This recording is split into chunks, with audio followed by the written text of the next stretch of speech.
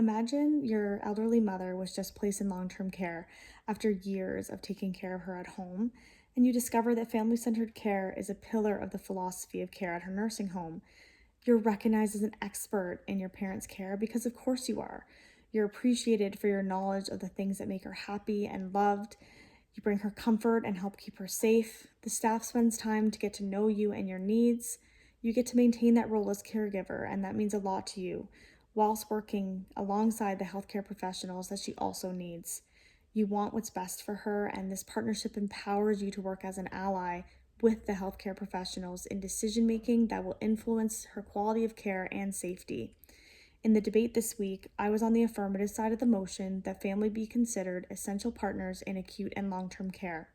Throughout the week, my fellow students helped to support my claims, providing examples of how partnering with families in various settings, such as in palliative care, has a positive influence on the patient and their family.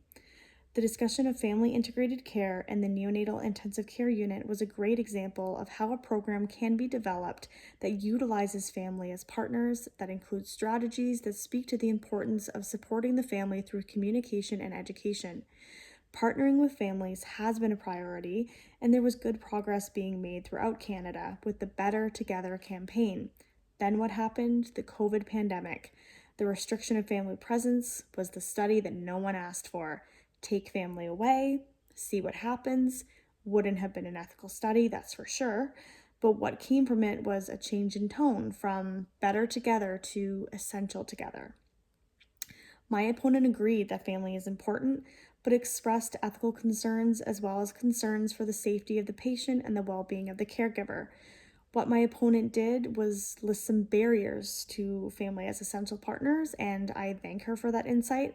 However, none of the concerns hold any weight against partnering with families. It certainly does bring our attention to what we can do better.